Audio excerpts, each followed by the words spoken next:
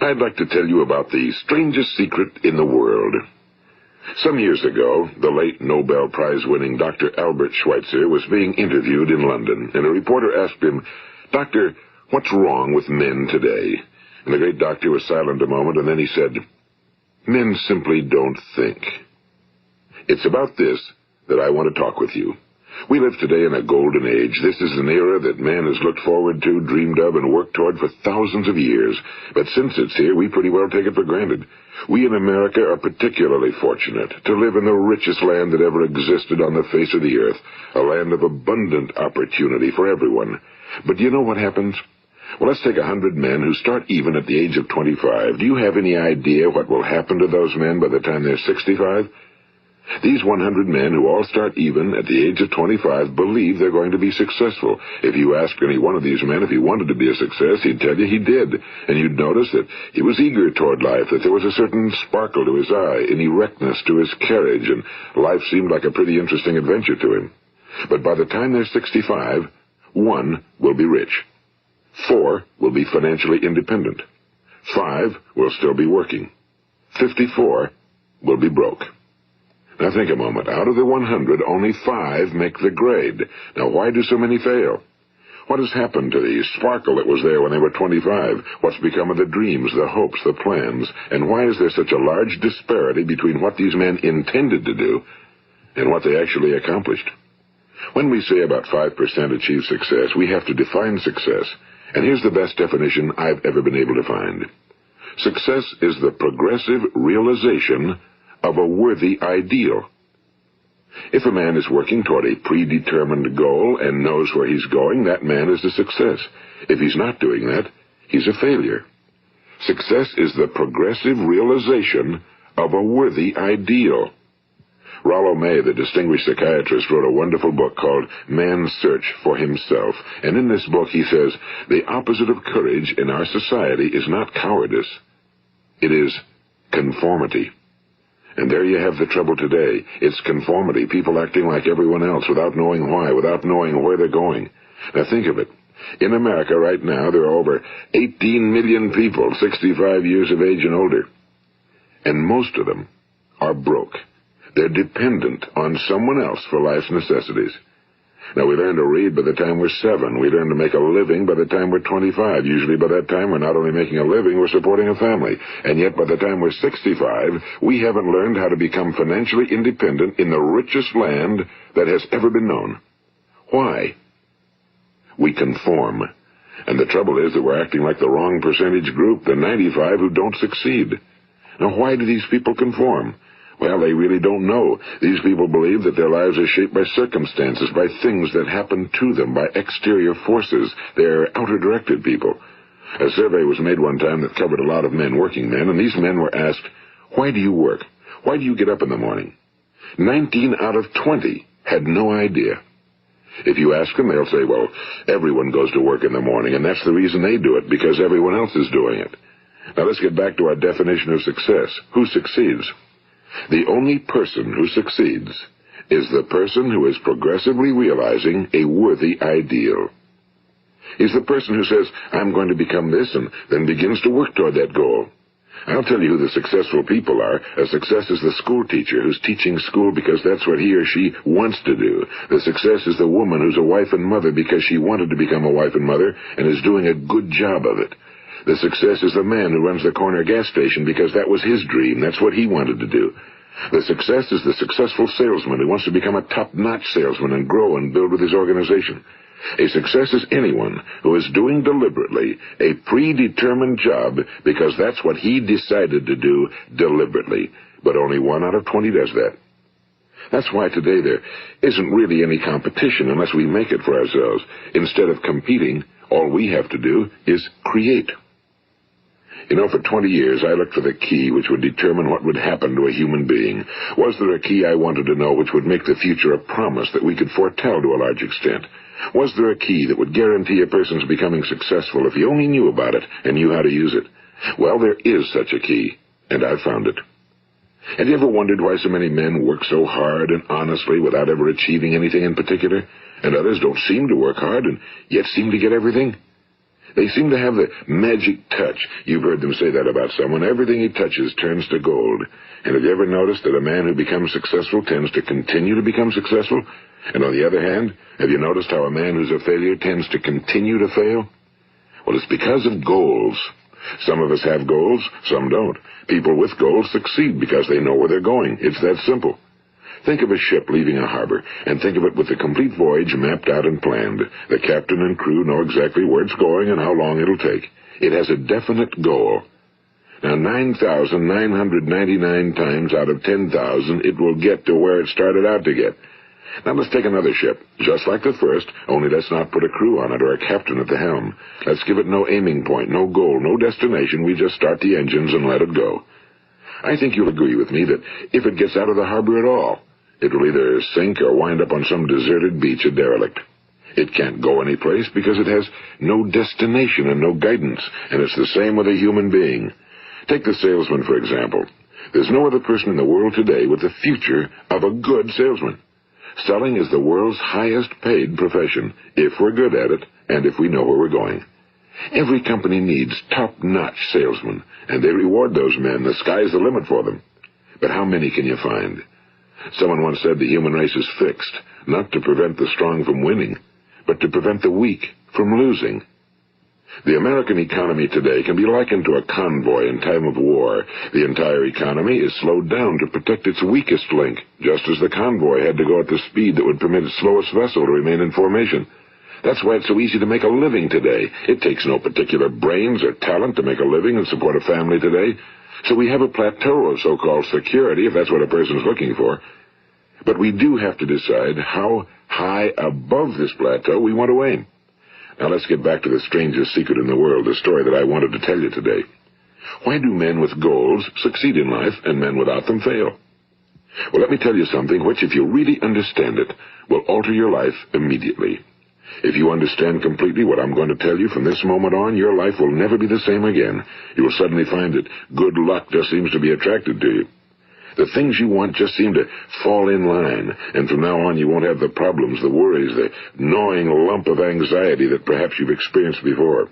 Doubt, fear, well, they'll be things of the past. Here's the key to success and the key to failure. We become what we think about. Now let me say that again. We become what we think about. Throughout all history, the great wise men and teachers, philosophers and prophets have disagreed with one another on many different things. It's only on this one point that they are in complete and unanimous agreement.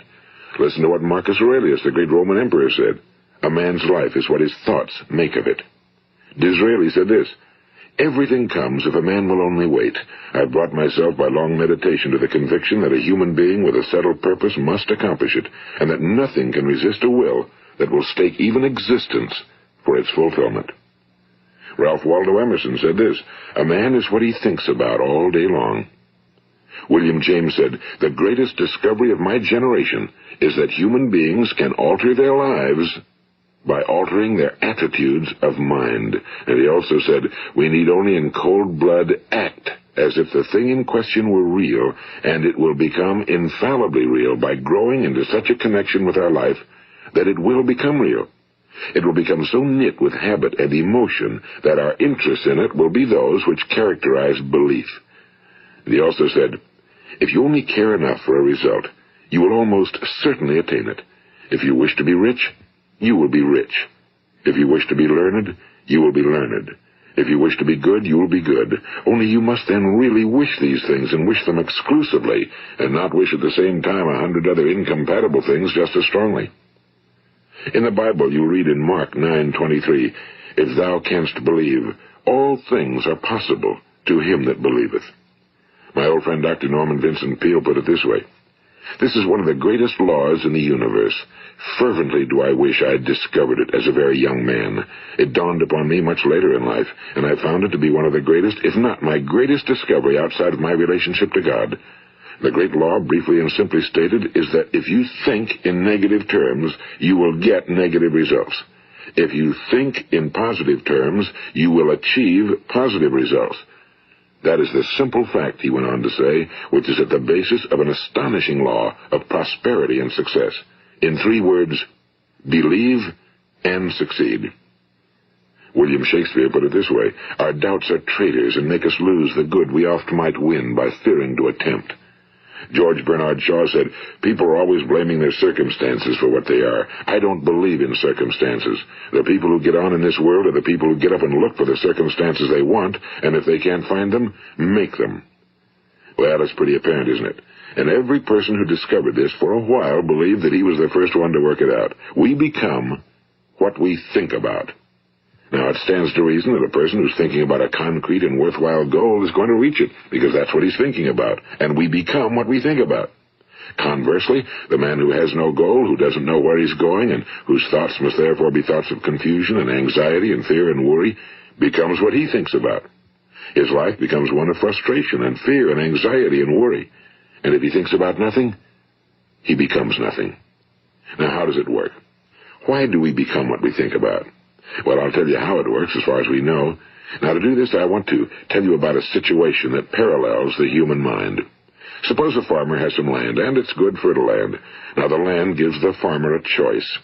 He may plant in that land whatever he chooses. The land doesn't care. It's up to the farmer to make the decision. Now, remember, we're comparing the human mind with the land because the mind, like the land, doesn't care what you plant in it. It will return what you plant, but it doesn't care what you plant. Now, let's say that the farmer has 2 seeds in his hand. One is a seed of corn. The other is nightshade, a deadly poison. He digs 2 little holes in the earth, and he plants both seeds, one corn, the other nightshade. He covers up the holes, waters, and takes care of the land, and what will happen? Invariably, the land will return what's planted. As it's written in the Bible, as ye sow, so shall ye reap. Now remember, the land doesn't care. It'll return poison in just as wonderful abundance as it will corn. So up come the 2 plants, one corn, one poison. Now, the human mind is far more fertile, far more incredible and mysterious than the land, but it works the same way. It doesn't care what we plant. Success, failure. A concrete, worthwhile goal, or confusion. Misunderstanding, fear, anxiety, and so on. But what we plant, it must return to us. You see, the human mind is the last great unexplored continent on Earth. It contains riches beyond our wildest dreams. It will return anything we want to plant. Now, you might say, well, if that's true, why don't people use their minds more? Well, I think they figured out an answer to that one, too. Our mind comes as standard equipment at birth. It's free, and things that are given to us for nothing we place little value on. Things that we pay money for, we value. The paradox is that exactly the reverse is true. Everything that's really worthwhile in life came to us free. Our minds, our souls, our bodies, our hopes, our dreams, our ambitions, our intelligence, our love of family and children and friends and country, all these priceless possessions are free. But the things that cost us money are actually very cheap and can be replaced at any time. A good man can be completely wiped out and make another fortune. He can do that several times. Even if our home burns down, we can rebuild it. But the things we got for nothing, we can never replace. The human mind isn't used because we take it for granted. Familiarity breeds contempt. It can do any kind of job we assign to it, but generally speaking, we use it for little jobs instead of big, important ones. Universities have proved that most of us are operating on about 10% or less of our abilities.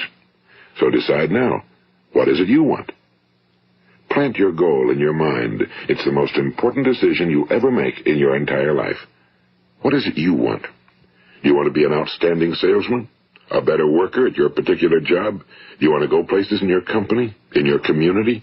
Do you want to get rich? All you've got to do is plant that seed in your mind, care for it, work steadily toward your goal, and it will become a reality. It not only will, there's no way that it cannot. You see, that's a law, like the laws of Sir Isaac Newton, the laws of gravity. If you get on top of a building and jump off, you'll always go down. You'll never go up, and it's the same with all the other laws of nature. They always work. They're inflexible. Think about your goal in a relaxed, positive way. Picture yourself in your mind's eye as having already achieved this goal. See yourself doing the things you will be doing when you've reached your goal. Ours has been called the phenobarbital age, the age of ulcers and nervous breakdowns and tranquilizers. At a time when medical research has raised us to a new plateau of good health and longevity, far too many of us worry ourselves into an early grave trying to cope with things in our own little personal ways without learning a few great laws that will take care of everything for us. These things we bring on ourselves through our habitual way of thinking. Every one of us is the sum total of his own thoughts. He is where he is because that's exactly where he really wants to be, whether he'll admit that or not.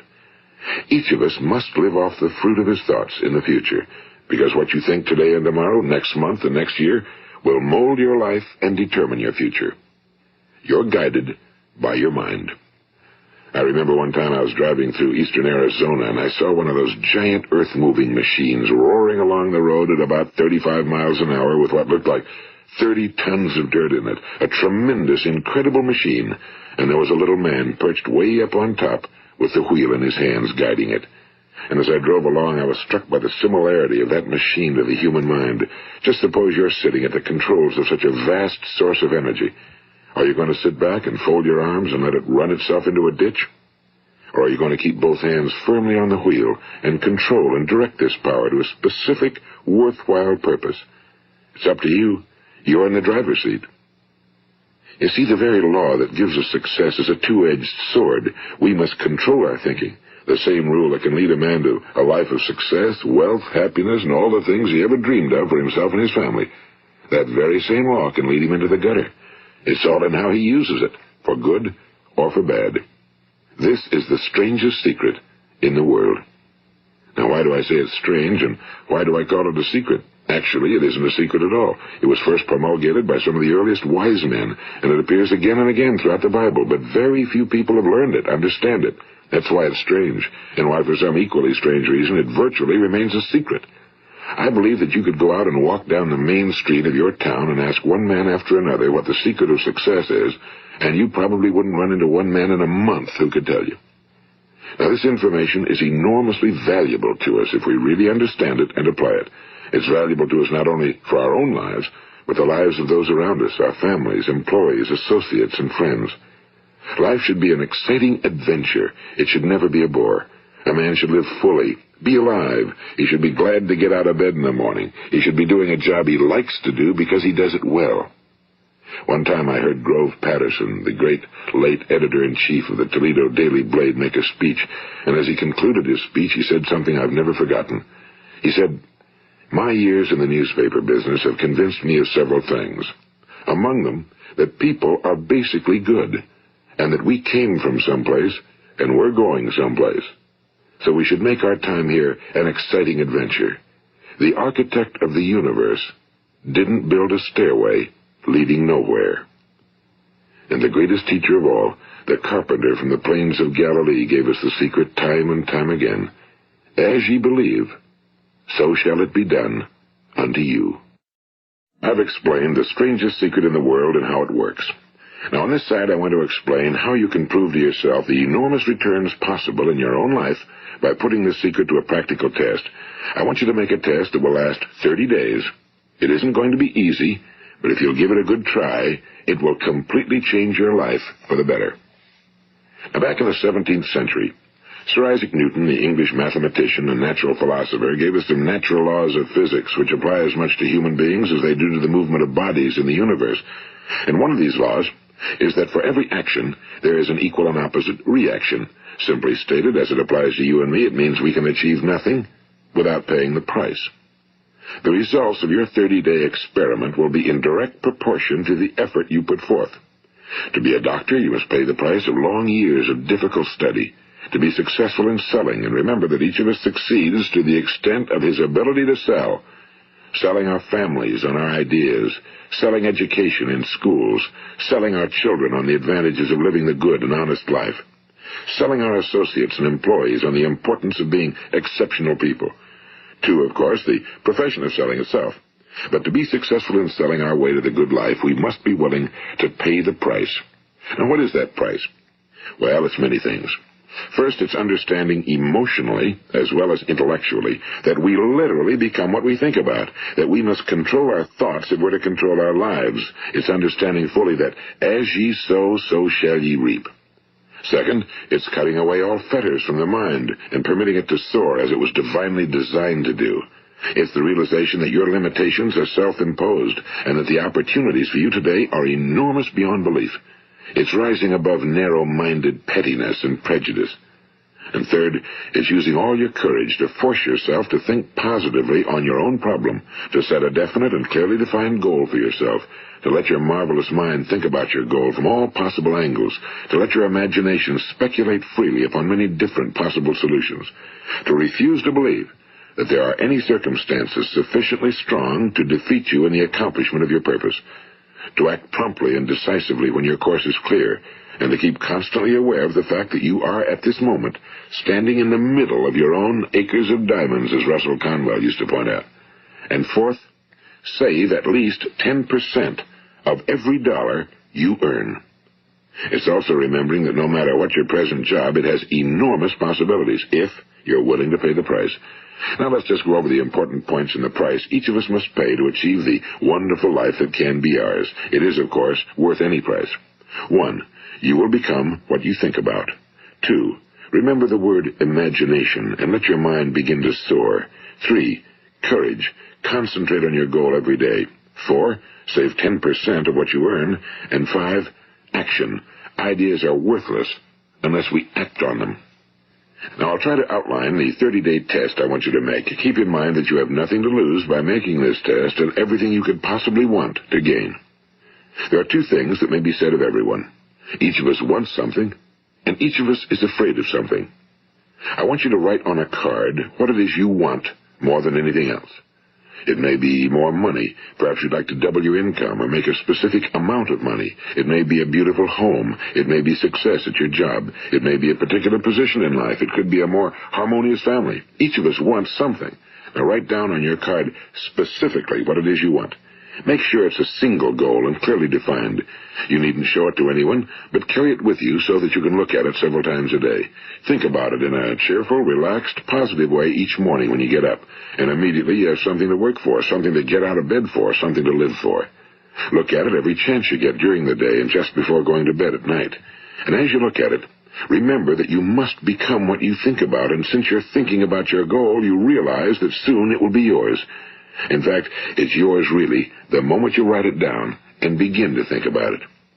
Look at the abundance all around you as you go about your daily business. You have as much right to this abundance as any other living creature. It's yours for the asking. Now we come to the difficult part. Difficult because it means the formation of what is probably a brand new habit, and new habits are not easily formed. Once formed, however, it will follow you for the rest of your life. Stop thinking about what it is you fear. Each time a fearful or negative thought comes into your consciousness, replace it with a mental picture of your positive and worthwhile goal. And there'll come times when you'll feel like giving up. It's easier for a human being to think negatively than positively. That's why only 5% are successful. You must begin now to place yourself in that group. For 30 days, you must take control of your mind. It will think about only what you permit it to think about. Each day for this 30-day test, do more than you have to do. In addition to maintaining a cheerful, positive outlook, give of yourself more than you've ever done before. Do this knowing that your returns in life must be in direct proportion to what you give. The moment you decide on a goal to work toward, you're immediately a successful person. You are then in that rare and successful category of people who know where they're going. Out of every 100 people, you belong to the top 5. Don't concern yourself too much with how you're going to achieve your goal. Leave that completely to a power greater than yourself. All you have to do is know where you're going. The answers will come to you of their own accord and at the right time. Remember these words from the Sermon on the Mount, and remember them well. Keep them constantly before you this month of your test. Ask, and it shall be given you. Seek, and ye shall find. Knock, and it shall be opened unto you.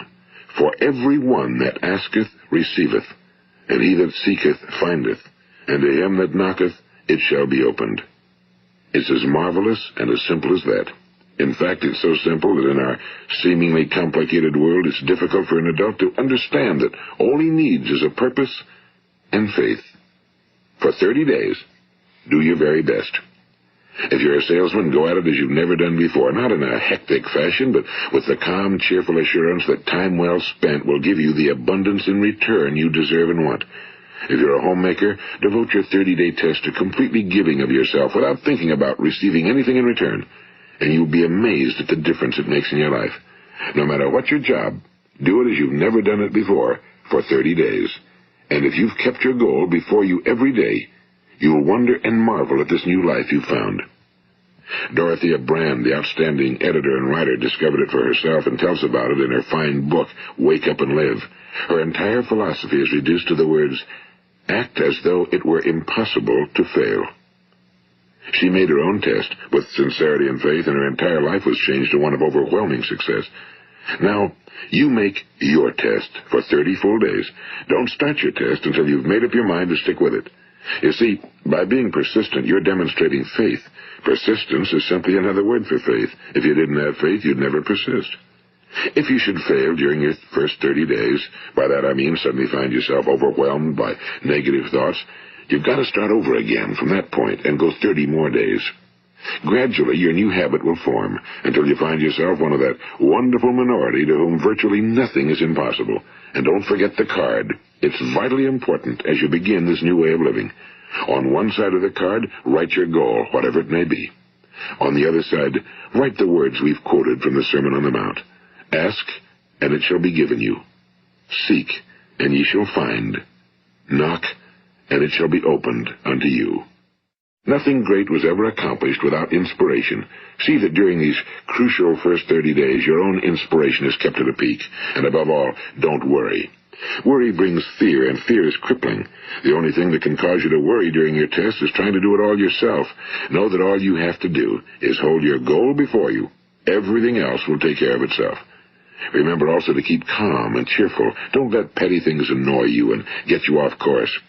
Now, since making this test is difficult, some will say, why should I bother? Well, look at the alternative. No one wants to be a failure. No one really wants to be a mediocre individual. No one wants a life constantly filled with worry and fear and frustration. Therefore, remember that you must reap that which you sow. If you sow negative thoughts, your life will be filled with negative things. If you sow positive thoughts, your life will be cheerful, successful, and positive.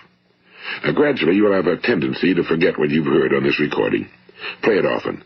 Keep reminding yourself of what you must do to form this new habit. Gather your whole family around at regular intervals and listen to what's been said here. You know, most men will tell you that they want to make money without understanding the law. The only people who make money work in a mint. The rest of us must earn money. This is what causes those who keep looking for something for nothing or a free ride to fail in life. The only way to earn money is by providing people with services or products which are needed and useful. We exchange our time and our product or service for the other man's money. Therefore, the law is that our financial return will be in direct proportion to our service. Now, success is not the result of making money. Making money is the result of success, and success is in direct proportion to our service. Most people have this law backwards. They believe that you're successful if you earn a lot of money. The truth is that you can only earn money after you're successful. It's like the story of the man who sat in front of the stove and said to it, give me heat, and then I'll add the wood. How many men and women do you know, or do you suppose there are today, who take the same attitude toward life? There are millions.